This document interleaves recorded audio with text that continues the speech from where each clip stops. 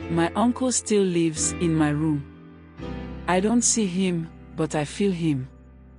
I was 12 the first time he came in late at night. The house was quiet, everyone else asleep. I'd been asleep too, until I woke up to the sound of my door creaking open, and for a second, I thought maybe it was my mom coming to check on me, like she sometimes did when she thought I was having nightmares. But then I saw the shape, taller, bulkier than hers. It was him. My uncle, Uncle Dale. He'd been staying with us for a few months, living in the spare room. My mom, Auntie Bola, said he'd just lost his job and needed a place to stay for a while. He was her older brother, and I guess she didn't feel like she could say no. I lay there, not moving, just watching him. He was just standing there, like he was waiting for something. I wanted to say something, ask what he was doing, but my throat was dry, and for some reason, I felt frozen.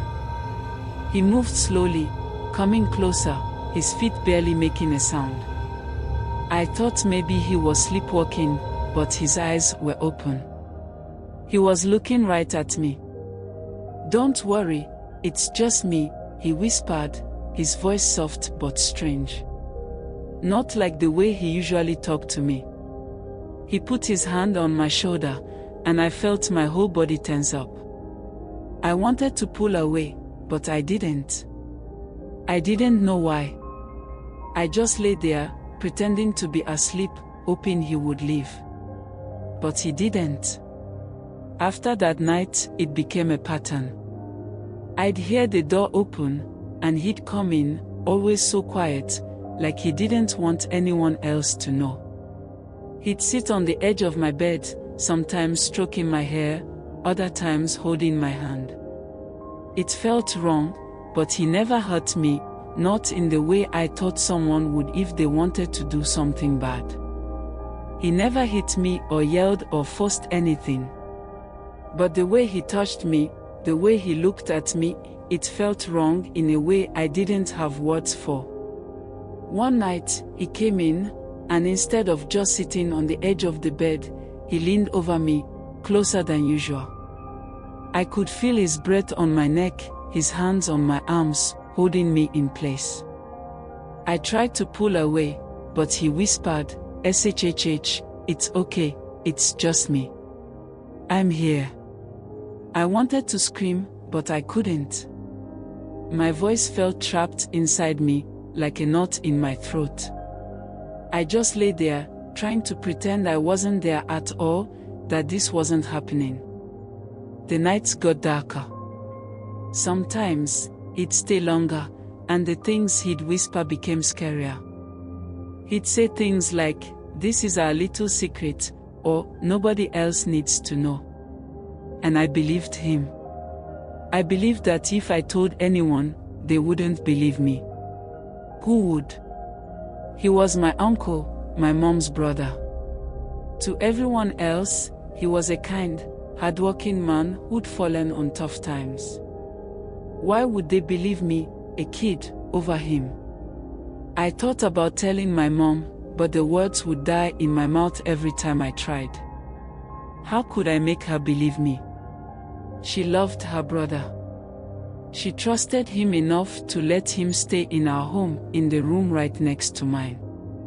The times I did try to bring it up, she'd just tell me I was imagining things, that I'd had a bad dream. I began staying up as late as I could, hoping I'd still be awake when he came in, that I'd be able to say something or stop him somehow. But the nights felt endless, and I was so tired. Eventually, I'd always drift off, and then he'd be there, like he was waiting for me to fall asleep, waiting for the moment I was too weak to fight back. As time went on, I became quieter, more withdrawn. My friends at school asked if I was okay, but I didn't know how to tell them what was happening.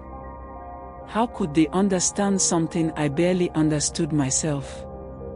I just kept it to myself, carrying it like a weight on my shoulders, a secret too heavy to share. Then, one night, everything changed. I'd had a nightmare worse than any I'd had before. In the dream, he was chasing me through the house, his footsteps heavy and loud, echoing through the hallways. I tried to scream, but no sound came out. He caught up to me, grabbing my wrist, and I woke up with a gasp, drenched in sweat. When I opened my eyes, he was there, standing by my bed, watching me.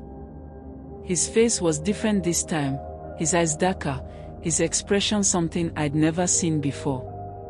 It wasn't the quiet, gentle face he'd worn all those other nights. It was something else, something hungry and cold. He reached out, but this time, I didn't stay silent. I don't know where it came from, but I screamed. I screamed as loud as I could, louder than I ever thought possible. And for the first time, I saw fear in his eyes. He backed away, stumbled, and then bolted out of the room. My mom came running, her face full of worry. I was sobbing, shaking, barely able to get the words out, but I told her everything. I told her about all the nights he'd come into my room, the things he'd done, the things he'd whispered. I told her everything. At first, she didn't believe me. I could see the shock and disbelief in her eyes, the way she kept shaking her head, saying, "No, that can't be.